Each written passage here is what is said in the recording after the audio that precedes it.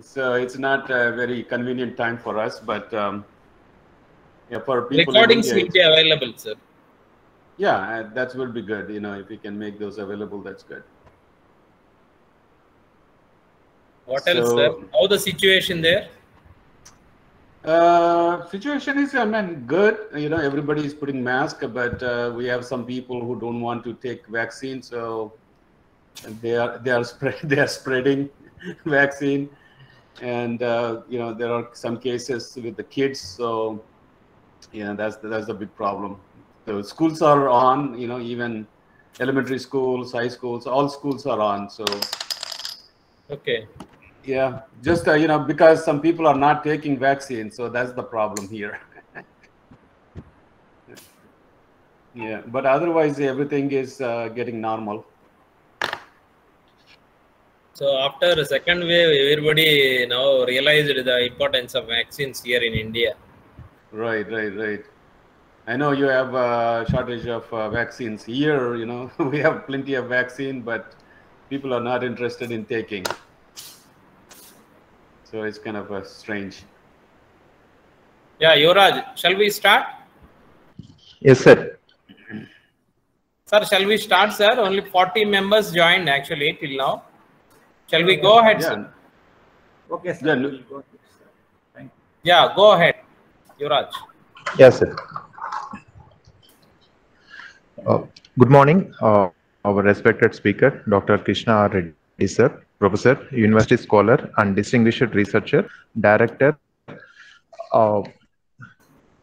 Director, Geotechnical and Geoenvironmental Engineering Laboratory and Sustainable Engineering Research Laboratory, Department of Civil Materials and Environmental Engineering, University of Illinois at Chicago. And good morning, Dr. O. Reddy, HOD, Department of Civil Engineering, Sri Vidyanikethan Engineering College, and Dr. Hemadri Prasad Raju, Associate Professor, Department of Civil Engineering, Sri Vidyanikethan Engineering College. And good morning to all the faculty members and all the participants of the session. So welcome to the day 2, session 4 of the wide faculty development program on environment and sustainability of the day, sponsored by AICTL Academy. Now I request Dr. Vinay Ashok Rangari, sir, Assistant Professor, Department of Civil Engineering, to introduce our guest speaker. Sir, please, sir. Good morning, all.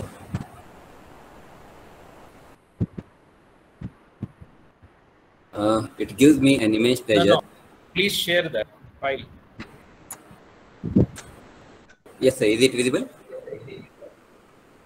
No, not it. Share the file, not the screen. Now, sir? No. Okay, now. Yeah, slideshow. You go ahead with slideshow.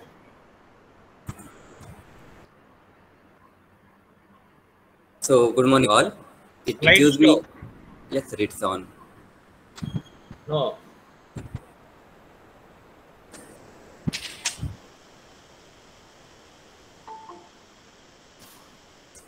So, good morning, all. It gives me an immense pleasure to introduce to today's guest of honor, Dr. Krishna R. Reddy.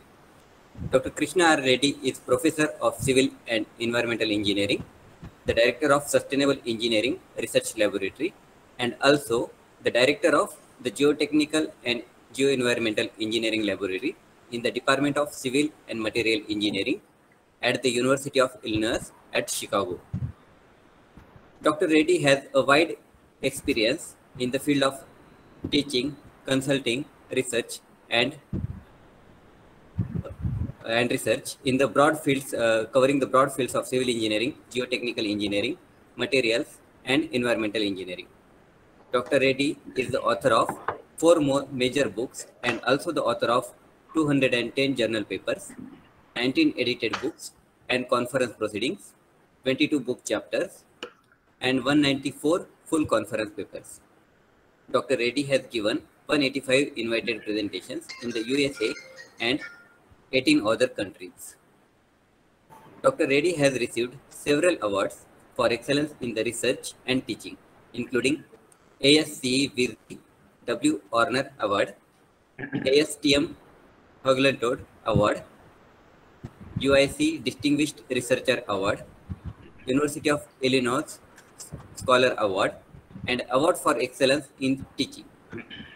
He is a fellow of the American Society of Civil Engineers, a diplomat of geotechnical engineering, and a board certified environmental engineer. He is also a registered professional civil engineer and Envision sustainability professionals. Thank you. Thank you, sir. Now I request Dr. Krishna or Reddy, sir, to take over the session. Sir, please, sir. All right, so let me just try to share it, see if it works here.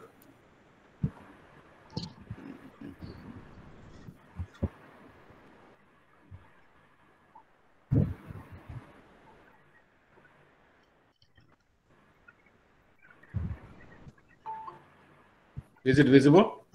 Yes, sir. Yes, sir. Yes, sir. Okay, let me just see the slideshow.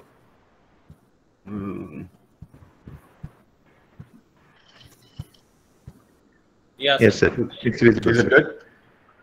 Yes, sir. All right. So good morning, everyone, India. So just for your information, the time here is 10:30 p.m. So sorry, 11:30 p.m. So it's almost midnight. I had a busy day, but I'm so excited to be with you, even though late night here. So I got excited to look at the program and the topic, environment and sustainability, need of the day. Really, it is a very timely topic in India and, in fact, all over the world. So when Professor Ishwar Reddy asked me to, give a presentation, I was thinking about it, what should be the right topic to fit it into this theme. Then I realized that there should be something related to environment and something related to sustainability.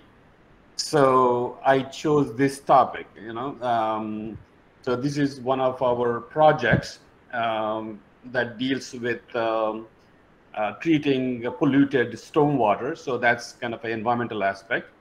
And in developing these filters to treat, we did consider the sustainability assessment. So I thought, this would be the right topic to fit it into the theme of this this program. So again, I'm Krishna Reddy from University of Illinois at Chicago. I want to, before I get started, I want to thank Professor Ishwar Reddy, as usual, nice friend, good friend. And he has been very active in promoting sustainability in your university and also to the profession in general. So hats off to him. And I want to thank all the program committee members for undertaking these kind of programs.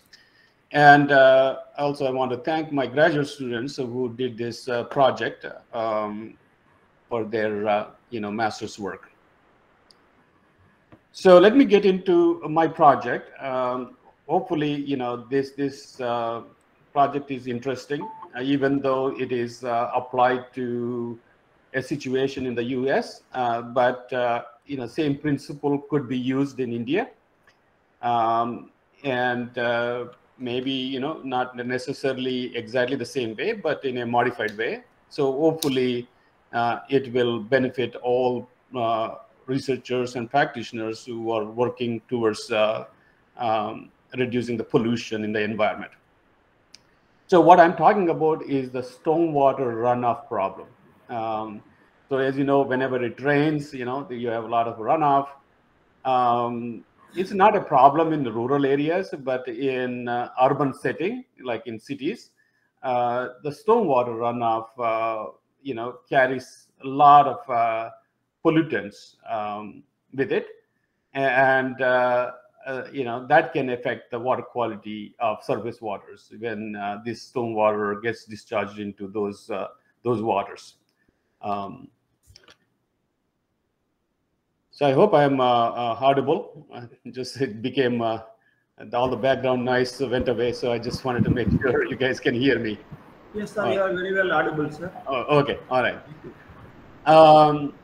And you know what goes on with the stormwater is all kinds of nutrients that are spread on the surfaces, and all kind of organic chemicals, you know, like from oil leaks and other things, and from the lawns and those kind of places, pesticides, and you could also have heavy metals. So this surface runoff could carry a lot of contaminants with it. And the stormwater runoff has been increasing because, you know, in urban areas, you have a lot of impermeable surfaces. And all this runoff is becoming a non-point source of pollution. And it is really impacting the surface water quality, you know, in surrounding environment. So stormwater runoff has been a huge problem, and it has been receiving a lot of attention recently.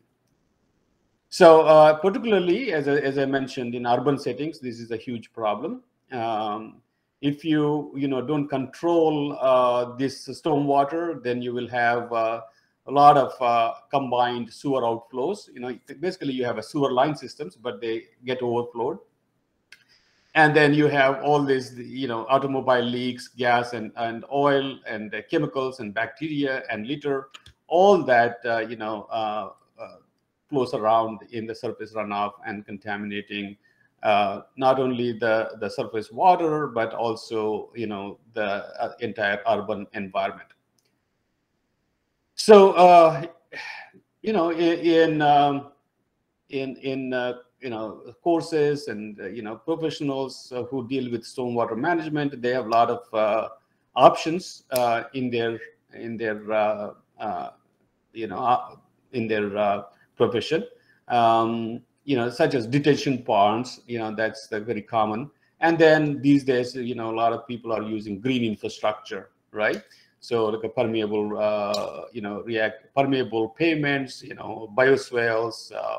You know, these kind of things. But the problem is, you know, some green infrastructure is possible in urban environment, but you cannot have a large detention ponds in urban areas.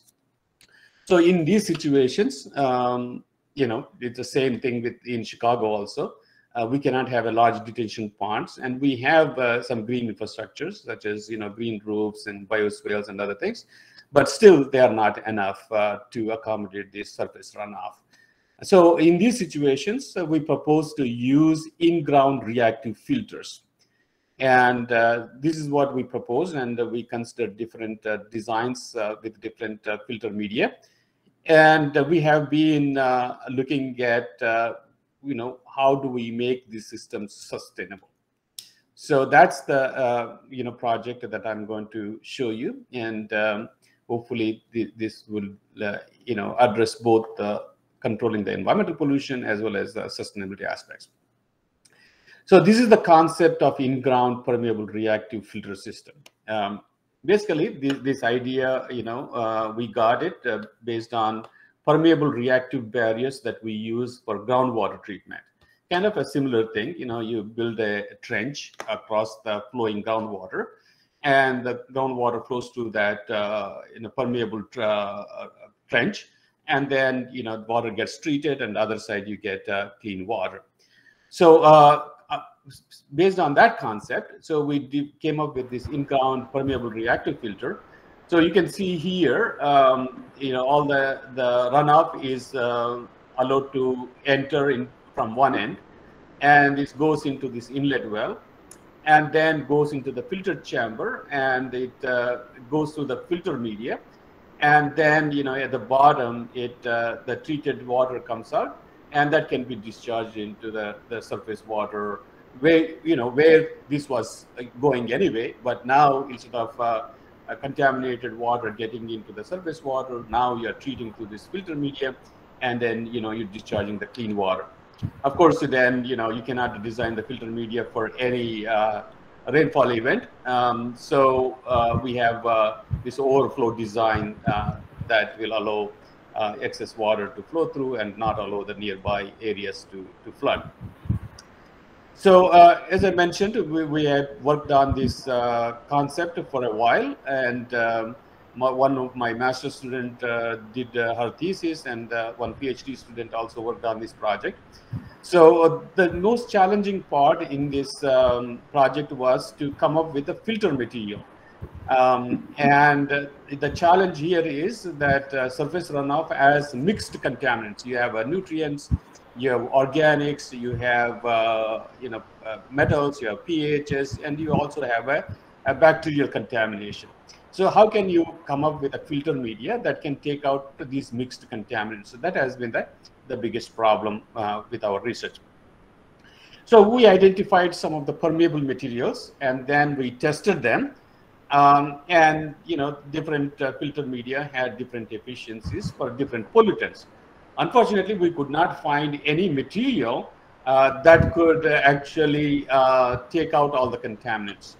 So we didn't have any other option than using the mixed media, because at least we found one material that can take one of the contaminants. So and using the mixed media, combining some media together, we were able to design a filter that could take out these mixed contaminants, nutrients, heavy metals, PAHs, bacterial contamination, and so forth.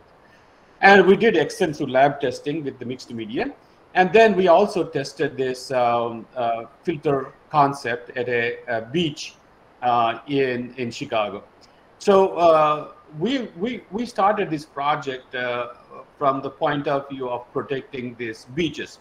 Because whenever it rains, on the left side of this picture, you see this is all a city and there are roadways. And whenever it rains, all the runoff from the roadways from the city gets directed towards the beach, and then all the contaminated surface water was going into this beach water. Basically, it's a lake, and it's contaminating the lake. Because this water is monitored every single day in the morning. And when the contamination levels are high, generally they measure E. coli, and they close the beach for public. So the number of beach closure days were increasing because of this stormwater runoff contamination, and the city of Chicago was interested in finding ways to address these contamination issues, and we wanted to use this underground reactive filter because everything is underground, and and the water, effluent water, treated water is going into the lake. So as I said, we did a lot of work, 2013, 2014, 2015, and we have been also doing some work recently. So these are the publications that should give you an idea about our, more of a technical research on filters and filter design and the removal of contaminants. So recently, we started looking at another project as a new site. We wanted to see if we can use this in-ground reactive filter. So this is, again, this is the Chicago area. This is another beach. And you can see, at the bottom of the picture and the left of the picture photo here, that's all like, built area. And whenever it rains, all the water goes into this beach and then contaminating this lake. And again, people cannot use the beach, especially in the summertime. So this beach is, called Ohio State Beach in Chicago. And we wanted to see if we can design a filter and see if we can design a sustainable filter. So that was our objective. So the whole idea is to have the filter media that can remove the contamination from storm events, from the stormwater runoff. And we wanted to, do this project based on the local conditions. We wanted to protect the Lake Michigan that you see in the picture. And also we wanted to follow the Chicago standards for design criteria. So I know, when you talk about this stormwater and, stormwater treatment systems, the standards and procedures could be different depending upon the location, depending upon the governing bodies. So, in our case, we followed the Chicago standards. And you can follow any standard that you want, but the design could be slightly different. So what we needed was to come up with a filter media that is effective for the removal of contamination. And again, contamination here is the mixed contamination. That is makes it really challenging. And then, additional aspect that we consider in this project is, that this project has to be more sustainable. So even mixed media, there could be multiple options, and which option is more sustainable. And we wanted to consider the triple bottom line aspects. So environmental sustainability, economic sustainability, and social sustainability. And based on that, we wanted to select a mixed media that is, can remove the contamination. At the same time, it is sustainable.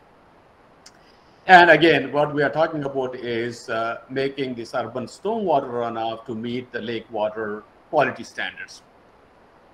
So the overall project goals were to design an in-ground reactive filter with mixed media that can prevent these mixed contaminants that is coming from stormwater runoff from all the paved surfaces and parking lots and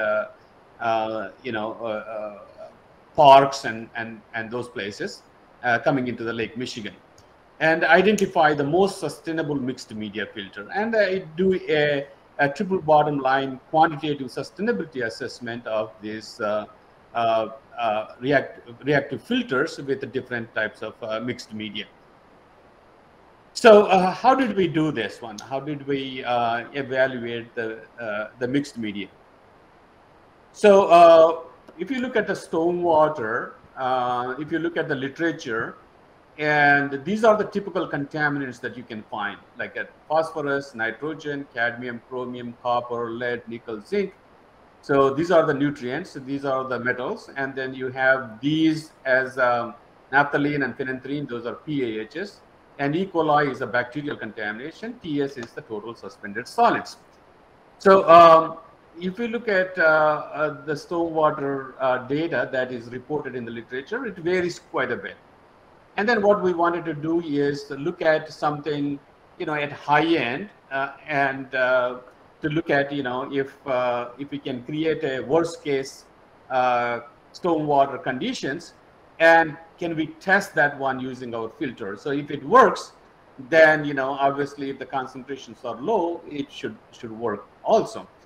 And then our objective was to meet the Lake Michigan water quality criteria. So if we had a total nitrogen 15, we needed to reduce to 10, total phosphorus from 1 milligram per liter to 0.007. So basically, our target was to reduce the concentrations to this Lake Michigan water quality standards. E. coli level, we used 10,000 here, but the allowable limit is only 126 mpn per 100 milliliters. So then what we did is we did some column experiments, and we looked at filter media. We put a filter media, and then we put this synthetic stormwater through this column, and then we collected the water other end, and we analyzed. So we know what are the contaminants that we have in the inflow, and we looked at what are the contaminants coming out in the outflow. So so these in the inlet, basically we made sure these are the concentrations that we had. Basically we spiked these contaminants in that inlet solution. So again, real world stormwater may not have these high concentrations, but we wanted to take worst case scenario and test the filter. So we basically, based on our previous studies, we found out that there is no single material that can take out all the contaminants. You need to have a mixed media. So what we found out is this is the calcite, sand, and zeolite. This is a combination of these is one mixed media. Calcite, sand, and iron, zero valent iron filings is one mixed media.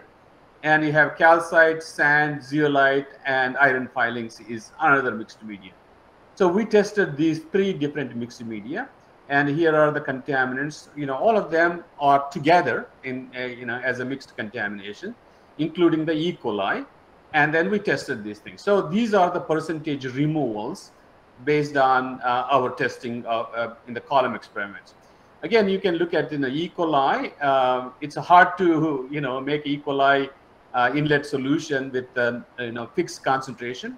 So basically, we looked at what was the concentration at the inlet at the time of injection, and it varied in the different columns. And then what happens in the effluent that comes out? We found out 0, and then we try to run for 3 different pore volumes and see whether this filter media is going to work or not. So kind of instead of showing all those detailed results, wanted to show the main highlights out of this testing, because total suspended solids, how much is the remole based on these 3 different mixed media. Nutrients, you can see, and heavy metals, polycyclic aromatic hydrocarbons, E. coli, a percentage removal. So you can see, I mean, there's no one, for example, for total suspended solids, the first mixed media was 93%, and the second one was 74%, third one was 86%. So you can see, the percentage removal, you don't see one mixed media having all high percentage removals. So for some of them, first mix was good. For some of them, second mix was good. For some of them, third mix was good. But it's not about these percentages. What you need to look at is the effluent standards, effluent concentrations. Remember, the lake water concentrations were our remedial goals. So we just made sure that all these 3 filter media meets that requirement. So that's the aspect that we looked at it. So after looking at it, this basically we found out that these 3 mixed media are suitable to use, even though relatively one is better than other one, but they all meet the effluent quality standards. So now we wanted to design this in-ground reactive filter. So how do we design this one? This is the beach. We are trying to protect it. This is the roadway, and this is the parkway. And the watershed area is 3.78 acres, and then there's elevation differences across this entire area. So water is basically flowing towards the beach. So this is in the direction of this runoff. It's going from from all the different directions into the beach, and from beach to the lake. So obviously this is not a good scenario. All this polluted runoff getting into the beach and polluting the beach and polluting the lake also. So our project was to address this this pollution problem. So prevent this pollution or treat this pollution and protect the beach and protect the lake. So this is kind of this shows the elevations, but you can also see kind of how the surrounding areas look like. So this is the beach that we are talking about. You look at this. This is all like buildings, and this is the roadway. It's within the city, and there's no land if you want to use the conventional treatment systems like detention ponds. So that's why in urban setting, it becomes important to think about innovative treatment technologies compared to standard technologies. So this is the photograph about that at the same site. This is the beach that we are looking at it, and these are the areas from which stormwater is running, flowing towards the beach. Here is another view. Again, you see the water from these, parks, and then from the roadways, from the parking lots. It's all, getting into the beach. So if that water was clean, if the runoff was clean, it's no problem. You can let it go and fine. But the problem is this runoff is carrying a lot of contaminants. And as those contaminants get into the beach and water, you are basically causing the pollution problems. So again, this is the close-up view of the beach. And then our idea is to create a filter here. So in-ground filter to be located at one end of the beach. And instead of water from different directions getting into the beach directly, we wanted to direct all the water to this filter, and from the filter would have outlets for the water to get into the beach and then go into the lake. So the design is like this. So basically you have a, this in-ground tank is not a, fancy design. Just basically it's a concrete box that goes underground, and on the top you have a gate. You can, if you want, you can actually, go in there and, do maintenance. And if you want later on, you can take out the filter media and then replenish if you want. So the whole idea here is this is how it is, and this is the cross-sectional view, and this is the plan view.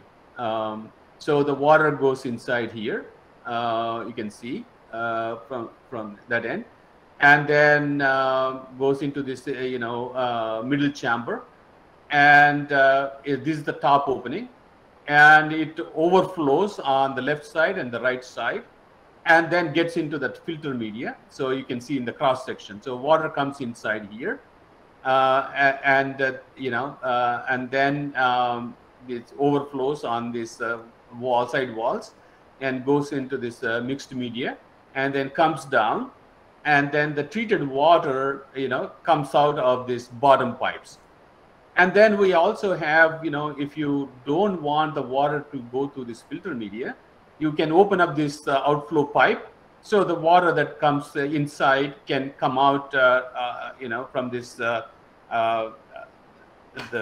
filter from this tank without going through the filter media. So the whole idea of this design is whenever you want the water to be treated, it could be treated. So in our case, we wanted to make sure that the water is treated during the beach season and not worry too much about other seasons, because we wanted to make sure that the beaches are not closed for the public due to these contamination problems.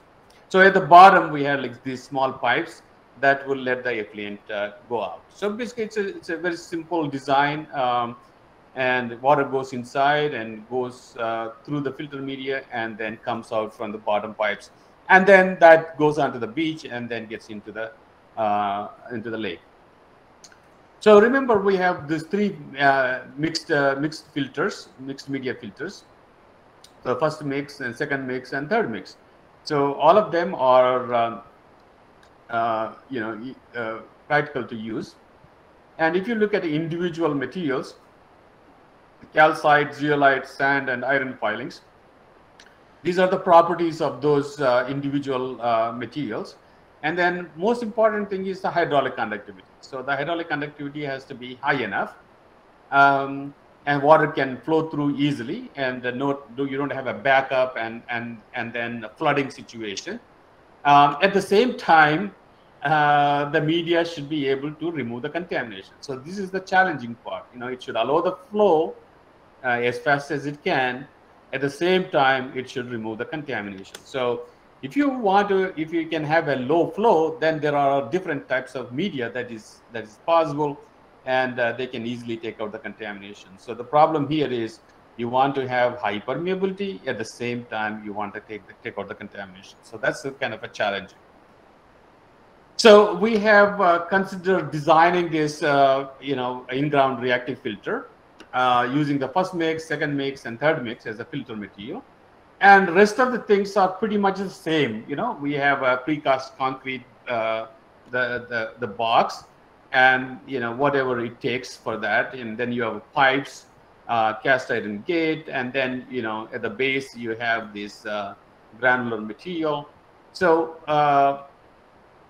whatever it takes to have that in-ground concrete tank, and with accessories needed for this reactive filter. So obviously you need to have some hydraulic design considerations to size the filter. We consider 100-year 24-hour storm, and which is 8.57 inches based on our references that we use here. And the limiting hydraulic conductivity is 0.3 centimeter per second. and we use the standard engineering manual for these calculations. And we found out that, based on this, of course, rational method that you learn in hydraulics, that's the famous equation that we use for these calculations. And then at the end, we calculated, the Q peak to be 0.5 cubic feet per second.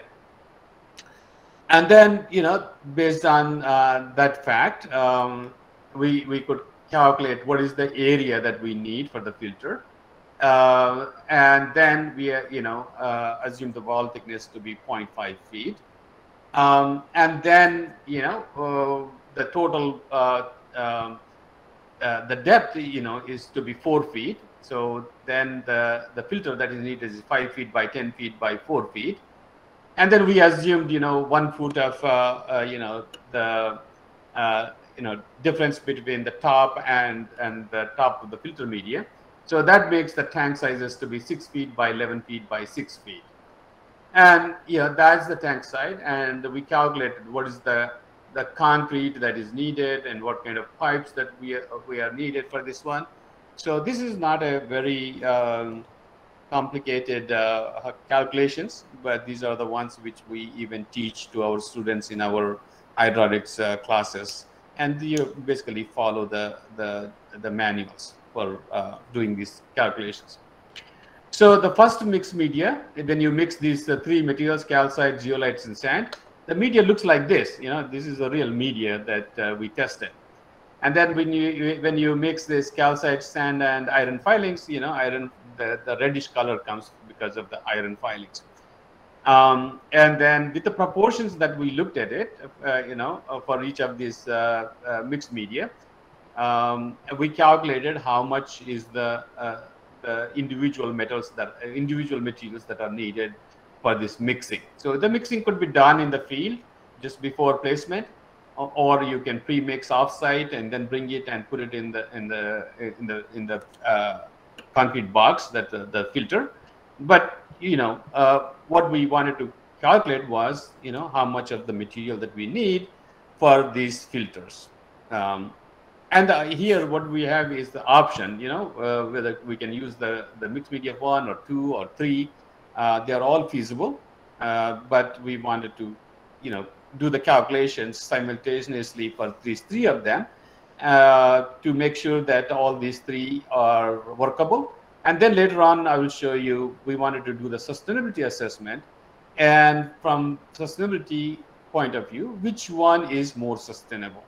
So that's the a new way of designing the sustainable system. So look at all the technical options that you have, and then do the sustainability assessment and see which one is more sustainable. Again, these are the design calculations for sustainability assessment or for materials calculations. So you do these calculations anyway. What is the amount of earthwork that is needed, and cast iron gate, limestone that is needed, and what is the cement mortar that you need for constructing this in-ground reactive filter. So this is kind of a simple schematic. You have a sub-base and you have a foundation. You have a concrete tank, as I mentioned. There's an inlet pipe that goes inside, and then it goes to the filter media, and then you have outlet pipes at the bottom. So, and in fact, we actually, built one of these things and tested it at another beach. And then we are basically following the same design for this beach. So,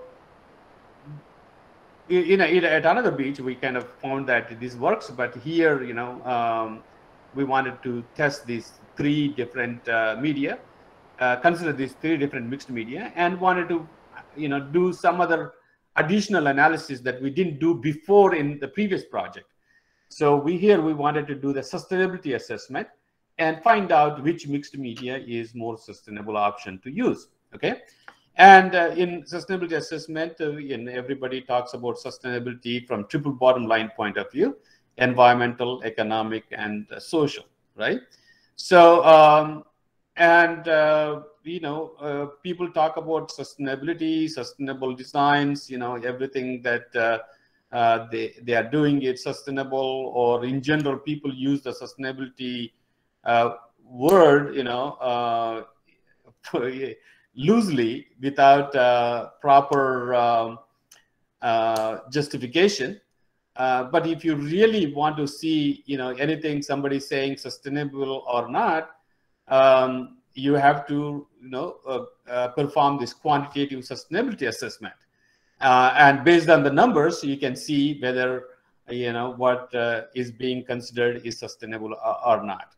And to my surprise, you know, I had a lot of cases where, you know, I even thought that it's sustainable, but when we did the quantitative sustainability assessment, we came out to be wrong. So so that's the advantage of doing a quantitative sustainability assessment and seeing whether it is sustainable or not. I'm talking about in general, you know, we did this assessment for this one, but this kind of assessment can be done anything that you are talking about, you know, even structural system or energy systems, you know, anything that you are considering as a sustainable system. You want to ask yourself a question. Okay, I'm not going to trust what you're saying. Can you show me in quantitative terms how sustainable it is, you know, compared to other alternatives that are conventionally used? So then you should be convinced yourself. Otherwise, you know, a lot of people, the sustainability is kind of misused concept by some people. They use that sustainability for marketing purposes, and it looks, you know, nice to use it. So that people use it for every situation that you can come across. So I want to show you what we did for assessing the sustainability of this filter media. So the triple bottom line, right? So the first one is the environmental sustainability. And there are different tools to, assess this environmental sustainability. But what we did is the life cycle assessment. That's what we did it. And in this one, you need to look at, life cycle stages. And what are the materials that you have, and the manufacturing, and then use and the maintenance, and what will you do after the end of life of these systems.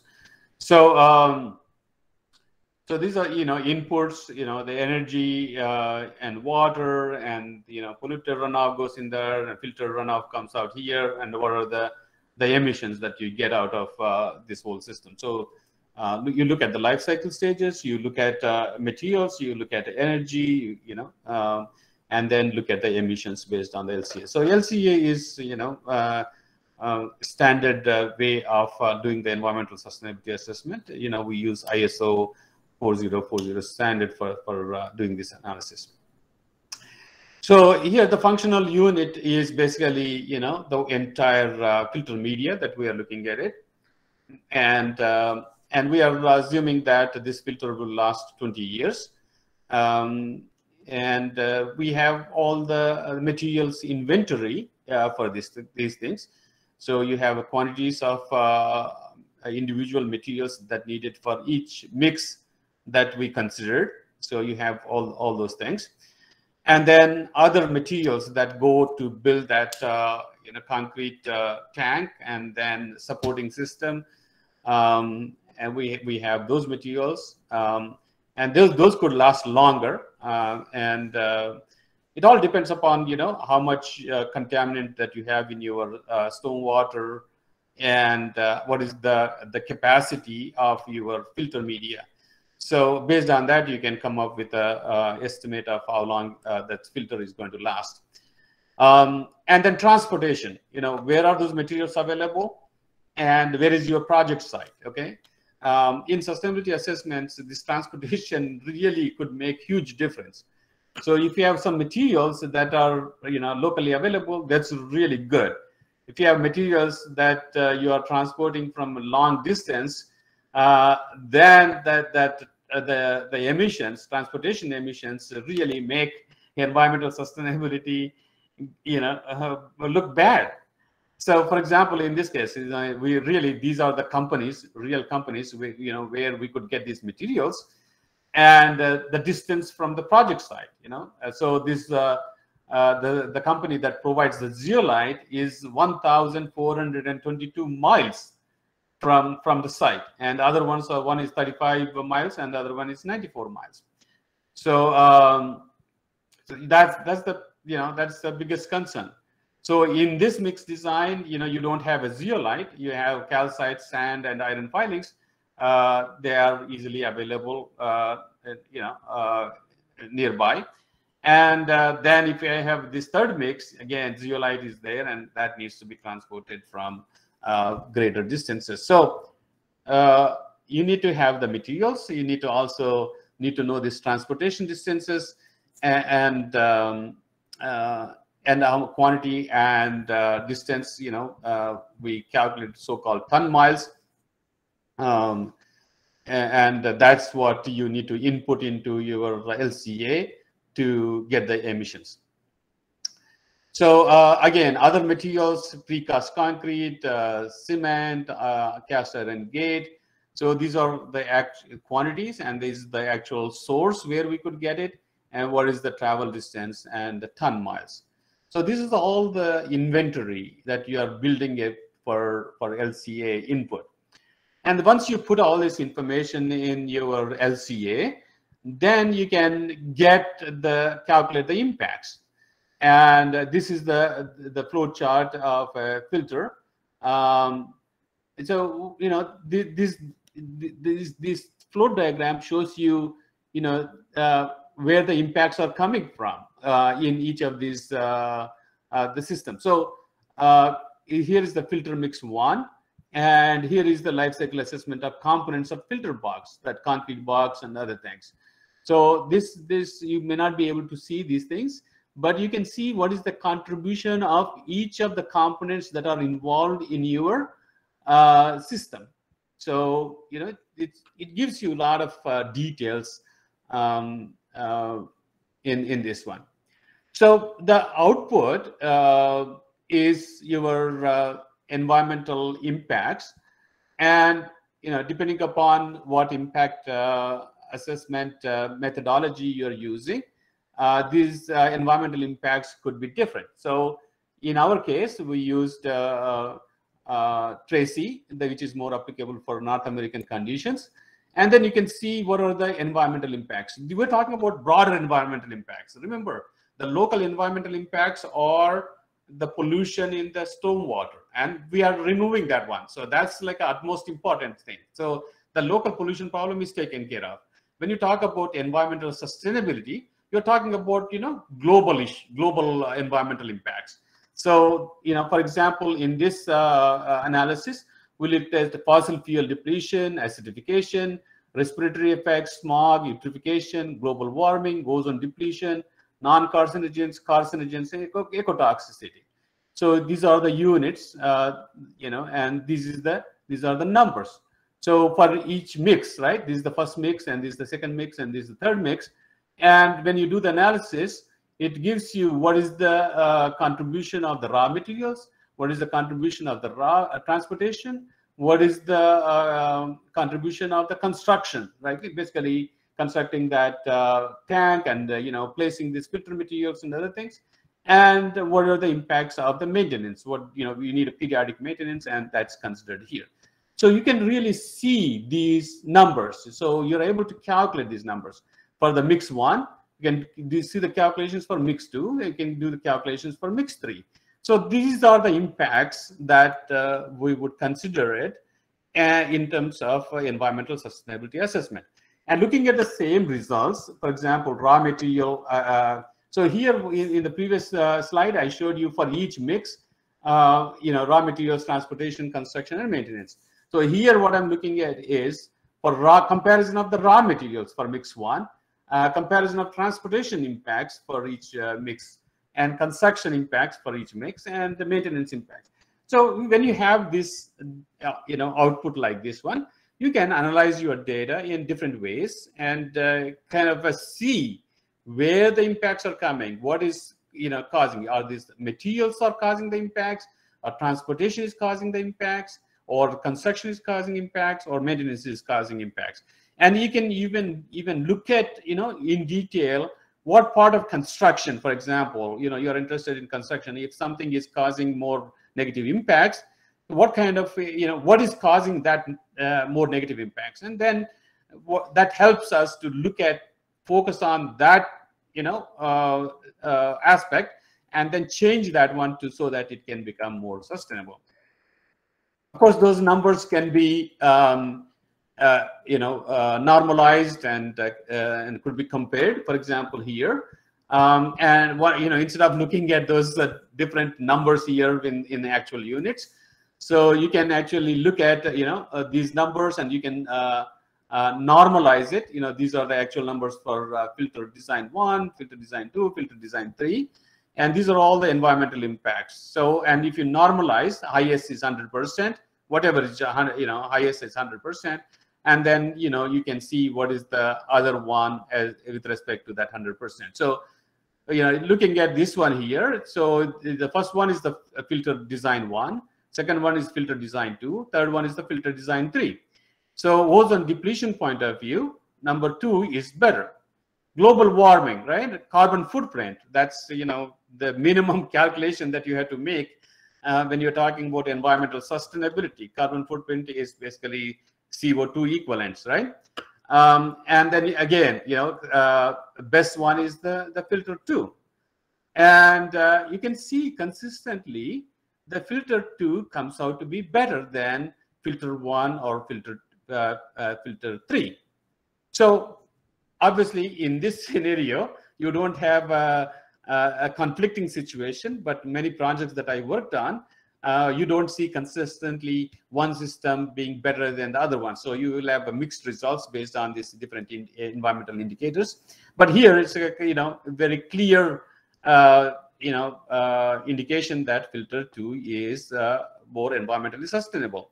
And you can see how much is more sustainable. You can see in terms of the quantitative terms. If, for example, if I'm talking about global warming, so this will reduce the 40% of the greenhouse gas emissions compared to the first one, right?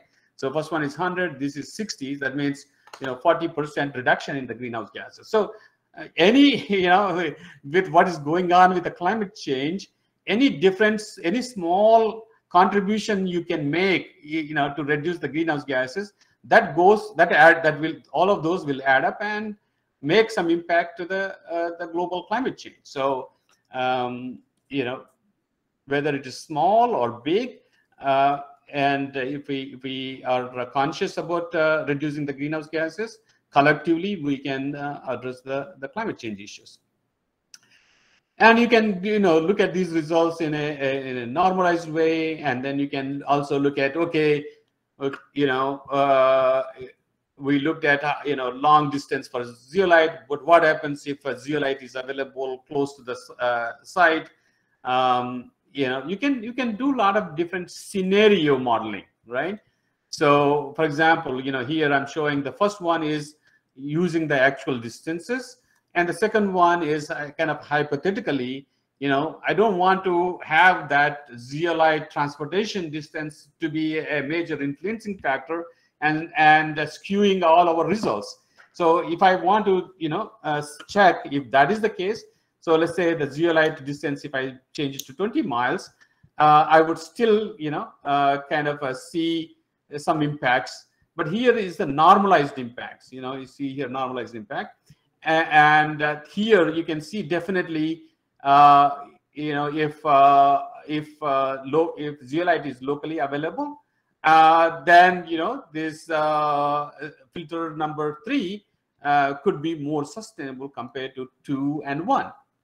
So that's why you have to do the sustainability assessment based on your project, specific information. So you cannot generalize these results, for every other case. So we found out that overall filter design 2 is better than filter design 3, better than filter design 1. So filter design 2 has definitely least environmental impact. So it's most environmentally sustainable. And we looked at raw material acquisition as the biggest impact on the environment, and transportation is the second. And zeolite was the most impactful material in this filter materials because of the larger transportation requirements. So that's all about environmental sustainability assessment. But bottom line in all these assessments, or in fact, when you look at different options, is the economic sustainability. How much is going to cost, right? So we did a detailed cost analysis. First, filter mix. So here are all the different materials. This is a standard cost estimate that we teach our students, and came out to be about $44,000. And the filter 2 came out to be about 51,000, and the third filter came out to be 54,000. Then maintenance costs, for all of them, approximately, kind of similar. We looked at that one. And then those are all direct costs of the materials, transportation, construction, and maintenance. One thing that we have to think about is accounting for indirect costs, especially, if not, other things, but environmental costs. For example, environmental impacts are monetized. For example, for 1 ton of greenhouse gas emission, what would be the damage and how much costs associated with it to fix it, right? So that's how these environmental impacts are monetized, and so that's, you have to consider those costs. If you are emitting a lot of emissions, then you are having a negative impact, and if you're costing, you're going to have costs associated with that. So if we look at those aspects, in CIMA-Pro, you can also do those kind of cost estimates. And, we got those data from CIMA-Pro for 2002. And then we assumed the inflation and converted these numbers to 2020 because we did this project last year. And then for design 1, design 2, design 3, we calculated what would be the indirect cost. This sometimes is known as carbon cost or environmental cost, right? And then if you add those things, so the US EPA, as the cost of like $42 per ton of greenhouse gas emission. And if you look at, how much is the greenhouse gas for in each of our situations, and how much is the metric tons of CO2 is, and then costs associated with that one. So this would be the cost of carbon, social cost of carbon. And then you can add those things, and you can get, and we did it in 2 ways. One is the US EPA suggested cost, and other one is called from the LCA stepwise estimate. And then we looked at both ways, and there are differences in terms of which method you use. We found out that stepwise, that is in LCA, in CIMA-Pro, estimates 2.5 more than what is US EPA estimates are. So you have to look at those differences when you are doing this analysis. So overall, you have a direct cost, what it takes to actually build it and maintain it and everything, and you have indirect costs, and you have maintenance costs, and the total cost. So if you look at all the total costs, filter design 1 as the lowest cost, slightly, like at $3,000, and compared to filter design 2 and filter design 3. So, first this filter is more, economically viable compared to second one, compared to third one. But environmentally, filter design 2 was better. So, even though it costs a little bit more, but it offers so many environmental benefits, so you probably have to make those decisions. If the cost is not significantly different, maybe you want to go with the one which is environmentally more sustainable. Now, in the triple bottom line sustainability, social aspects is very important aspects. So how do you assess the social sustainability? So how do you quantify the social sustainability? There are not many ways by which you can actually quantify. Okay, so I developed a tool called Social Sustainability Evaluation Matrix in 2014, and what it does is it looks at the social individual impact, social community impacts, social economic impacts, and social environmental impacts. It's kind of a rating system. So you identify the stakeholders, you ask their opinion about these different impacts. So you have to come up with these impact categories and get the response from the stakeholders. So here it's not about like filter 1, filter 2, filter 3, but having a filter versus not having a filter. Social impacts are kind of the same, right? So that the technical details is not going to make that much difference from a social point of view. It's about like having a filter versus not having a filter. So you basically identify different aspects, and you can give the score. The scoring system that I came up with was like this: if there's no impact or not applicable, it's 0. If the situation, social conditions are going to improve, 1. It's going to make it much ideal, so it's 2. And if it's going to make it bad, -1. It's going to make really bad, it's -2. So kind of I wanted to make it simple. And then you come up with a questionnaire, like this is what I'm showing you.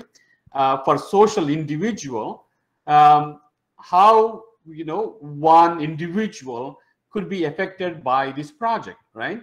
So the treatment, how the quality of life is going to be affected by post-construction and remediation, right? So if you have a filter, how the quality of life of an individual is going to be impacted. And the effect of proposed remediation on quality of life issues during the construction. So during the construction, what kind of hurdles that, or what kind of issues that people in that area is going to be felt. For example, you may be blocking off the roads, and people may not have an easy path to their office, and then you have to take the long distance. Long walk. Overall public health and happiness, justice and equality. So these are kind of you need to define these things. What do you mean in the context of your project? For example, noise pollution during construction. So again, that's if you are living close to that site, and if you are making too much noise during the construction, what are the things? And aesthetics is another thing. So you are basically these key theme areas, and there is no standard list. You need to decide these things based on your project. And then this is the predicted is basically the project team, the technical team came up with the scores, filter versus no filter. And this Google survey is by the actual stakeholders. There's always a difference of opinion between the designers and technical people versus people, ordinary people, what they perceive these issues are. So again, the scores for each of those. And then here is a socio-institutional or socio-community level.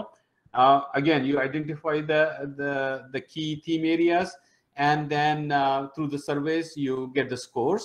And socio-economic aspects, again, you identify these key theme areas, and based on the surveys of the project team, you have 1 rating. And based on the public survey, you have other scores. And socio-environmental, that's the other thing that you look at. Obviously, when you don't have any filter, you're going to have a huge negative environmental impact. Whereas if you have a filter, you're going to have a better environmental impact. So you can see the difference in scores. If the public really thought that not having a filter would really impact them negatively a lot more than the project team that could consider. So for social, socio-institutional, socio-economic, socio-environmental, so you add up all the scores, and then you get these scores to look at. If you don't have a filter, you have definitely environmental negative impacts. And if you have a filter, you're going to improve the situation for the people, for the community, and surrounding economy, and surrounding environment. So, you are able to, quantitatively assess these impacts. And you can, if you want, you can even plot these things So you can see the negative impacts versus positive impacts, and you can look at the scores here. The filter, no filter, and survey with a filter, survey with no filter. So that's this is the project team, and this is the public that came up with. So now you have environmental and economic and social, and we don't want to look at those three pillars separately.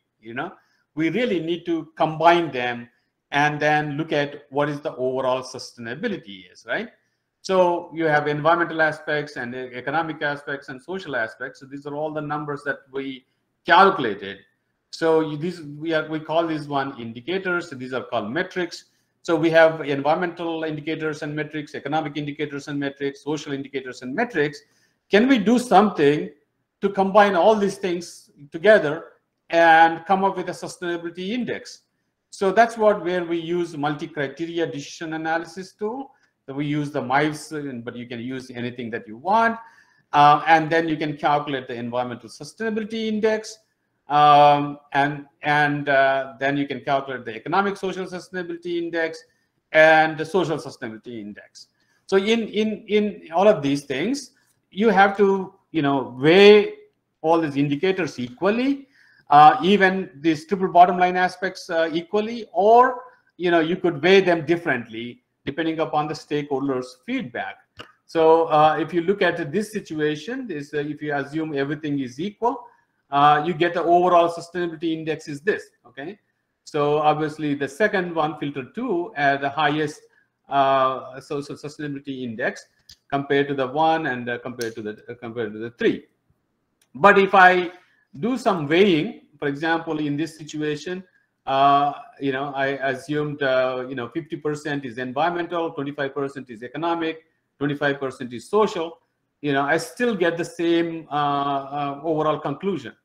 And in this situation, I'm assuming, okay, economic is more important compared to the environmental and social. So let's say economic is 50%, 25% environmental, 25% social. If I give those weighing factors, still I'm getting the same result. I mean, the relative magnitudes have changed a little bit, but this is the way that you want to look at it. If do some sensitivity analysis on weighing factors, and then what is the final conclusion? So in spite of all those variations in the weighing factors, the filter design 2 comes to be more sustainable. So higher the sustainability index, better it is. Obviously the 1 would be the ideal. You will never have any design to be 1, because there are always some negatives associated with anything that we build. So and the higher the number, the better it is. And obviously this sustainability analysis shows that filter design number 2 is better. So so we can do this kind of analysis for any engineering design. So I'm showing this as an example, and we have attendees with different backgrounds. So don't consider this kind of analysis is valid only for this filter design. So you can apply this methodology for any design alternatives, and to find out which one is more sustainable. So you have environmental from filter design 2 was better. Economic wise, filter design 1 is better, and social, obviously any filter has a better. Overall, filter 2 has the similar environmental improvements and social sustainability indicators as other 2 filters. So so that's the message that I wanted to mention. So if you are interested in more details about how these analyses are done, I would suggest you to look at these 3 references. One is the textbook that I wrote. You will find all the background and also all the tools and examples in this one. And this is the reference that deals with my social sustainability evaluation matrix. Again, you can use that one and modify it to meet your needs. And this kind of that quantitative assessment of life cycle sustainability, QUALIX I call it, integrating the triple bottom lines and coming up with a sustainability index. So look at these references, and if you have any questions on any of the things that I taught, you you are more than welcome to contact me, and I will be happy to answer any questions that you have. So I think, I've taken enough time. So, I will be happy to answer any questions that you have. And, we have, I think, half an hour time to answer any questions. So I will be happy to take some questions. Yeah. Thank you, sir. Thank you very much, sir. And participants, if you are having any doubts, you can raise your hands, or otherwise you can unmute yourself and you can interact directly with the speaker.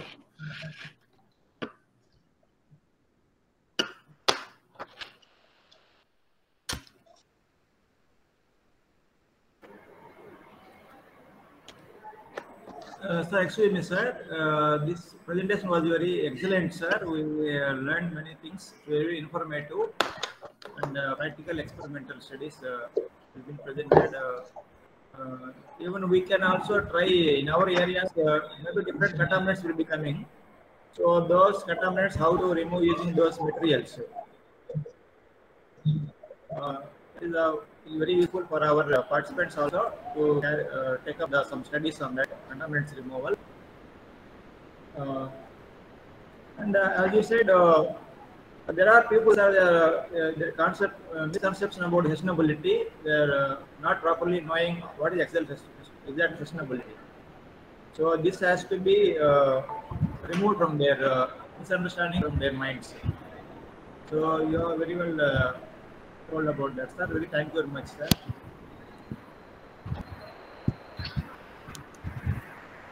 Thank you, sir. Thank you, sir. Thank you so much, sir. Sir, urban stormwater management. So how this can be eradicated in India, sir? So every time, so in monsoon season, so we talk about it, we discuss so much about it, but there is no policy, no action plan. So what is your opinion on this? How to go about it? Even a small town like Tirupati also is flooding. All low-lying areas are under flood. Apartments up to first floor, they are inundated. So a lot of chaos during this rains. So how to go about it, sir? Yeah, I know things are going to get worse as the climate change, impacts are going to be felt more and more. And, even in Chicago, we have underground tunnels and reservoirs to, whenever it rains heavily, we send the water into the underground tunnels, and then that water from the tunnels goes into the reservoirs. So we store the water in the reservoirs and the tunnels. And these were designed many years ago based on the estimates that they had that time. But now with climate impacts projections, the tunnels that we have, reservoirs that we have, are considered not adequate. So even whenever it rains heavily, we don't have the system handling that excess water. We are discharging into the lake. So sometimes that is a polluted water that we are discharging into the lake. So which is bad. So that's why building those additional tunnels, additional reservoirs is not sustainable. So that's why we are going into a lot of green infrastructure.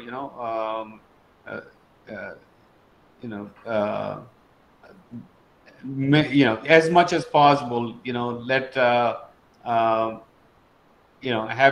the runoff infiltrate rather than become a surface runoff and cause all the problems. So it's a big problem. And also, what we need to think about is also protecting the water resources. In our case, the Lake Michigan is extremely important. The beaches are important. Of course, beaches are important for fun, but the lake is very important because we get our drinking water from the lake. So protecting it from any contamination is a very important thing. So you have to really, find, what are the important resources that you want to protect, and make sure that they're protected. You need to prioritize and protect it. That's what I would say it. And things are going to get worse as we go along with all this, climate extreme impacts, or the extreme weather impacts. Thank you so much, sir. Sir, I am Dr. Ibrahim Badusa, Professor, PAG College of Technology, Coimbatore, sir. Yeah.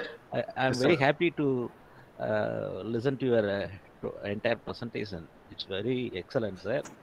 In our city, Coimbatore, we have a project called our Government of India funded Smart City project. Unfortunate thing is we have the combined sewer system in our city. The underground drainage system, it is with the sanitary sewage as well as the storm sewer. They collect together.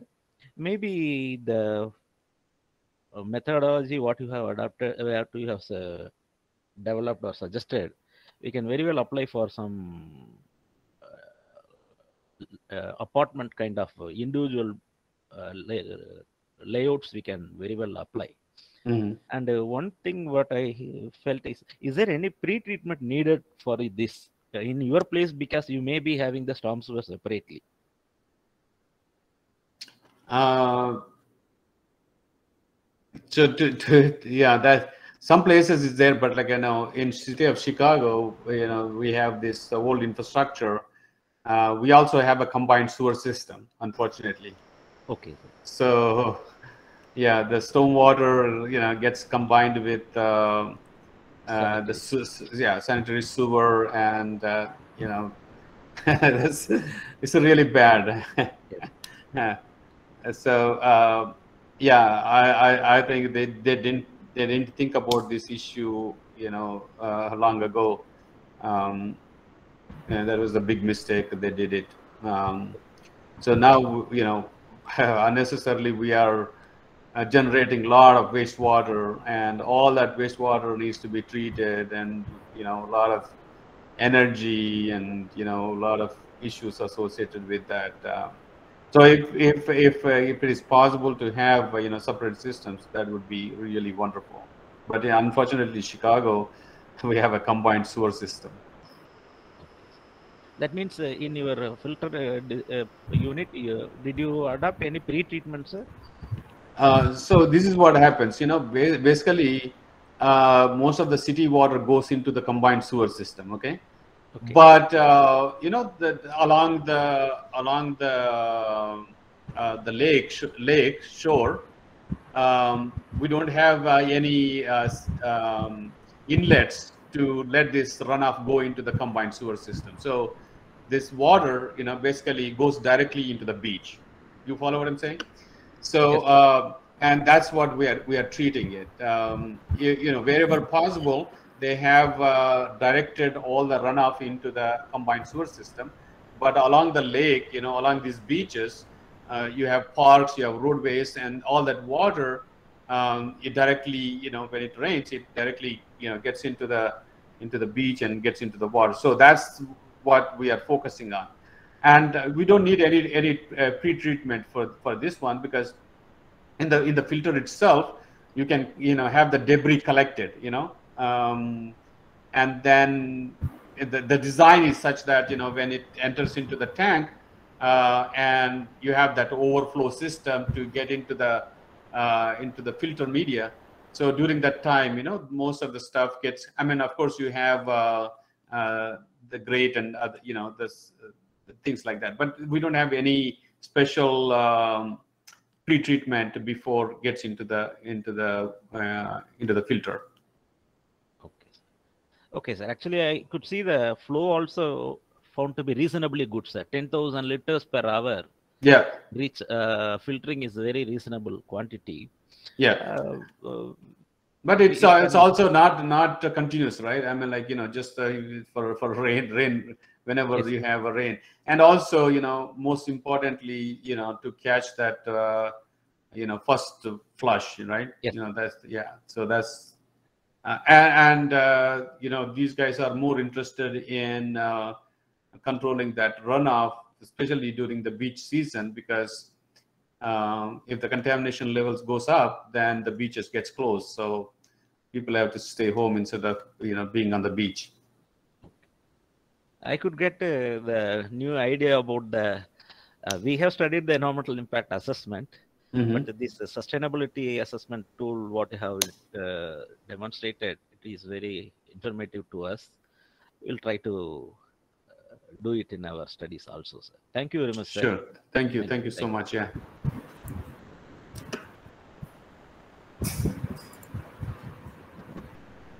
Any other questions, Yuvraj? No, sir. No more questions in chat box. Sir, can you suggest some tools, sir, software tools for this sustainability assessment, sir?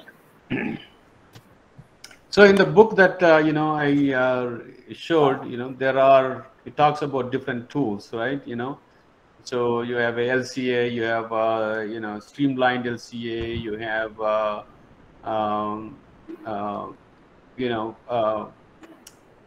specific tools depending upon the application.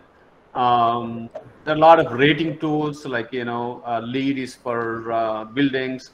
We are using for big scale projects, Envision, sustainability assessment rating tool. So depending upon the type of projects. For example, if you want to do the foundation design for deep foundations, there's a tool. Deep Foundation Institute has come up with that tool. For pavements, there is a tool. So basically, you have this general rating tools such as LEED and Envision for like large scale projects. For small scale or focused technical projects, you have different specific tools. So you just have to look at it, which one you want to use it in situation. So I would suggest to looking at that book that I mentioned, to look at all the tools that are commonly available, general tools, and there are some specific tools. Thank you, sir.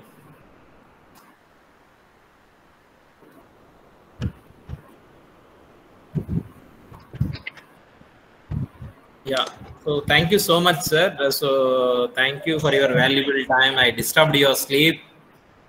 So yeah, it's almost 1 a.m. here. Yes, I understand. Yeah. So sorry for the trouble. No problem. It's always a pleasure talking to you. You are our true inspiration with regard to environmental and sustainable engineering. Otherwise, I would have not thought of this area actually. It's nice. You are doing good. I think you need to keep doing more of these kind of activities, and you are helping not only your students, but you are helping the entire engineering community. So it's all with good. Your inspiration only, sir. Otherwise, I would have not thought of it, truly speaking. No, so you are always a forward-thinking person. So I'm happy to see, that you are doing all these things. And actually, I'm so happy that you have actually started a course and teaching your students. That's really very important step. Sir, this year we are offering minor in sustainable engineering. That's great. You are setting an example for all the other colleges to follow. Already course is already offered last semester on sustainable engineering. So for all other branches, including our department. So this semester also Prasad Raju is handling that now. Excellent. Thank you so much. That's the thing. I think there is so much confusion about sustainability. You know, as I was telling, you know, people just use it out of, you know, just as a marketable, or, you know, as a fashion, but you know, what is the true meaning of it, and what can we do about it? You know, that's the important thing to look at it. So I always tell my students, you know, when you go to a talk and when they say something sustainable, be skeptical. There is always, you know, two sides to the coin. You know, you just have to look at what, you know, there's nothing like a, you know, perfectly sustainable. There are other things. There are always some negative things. You know, you have to think about those also, and to make a, you know, judgment on overall what is good for the planet and for humans. Thank you, sir. Thank you so much. Yeah. Thank you so much, everyone, for your patient listening. Good night, sir. Good night. Good night. Bye, everyone. Bye, sir. Thank you, sir. Thank you. Bye, sir. Good night, sir. Thank you. Good night.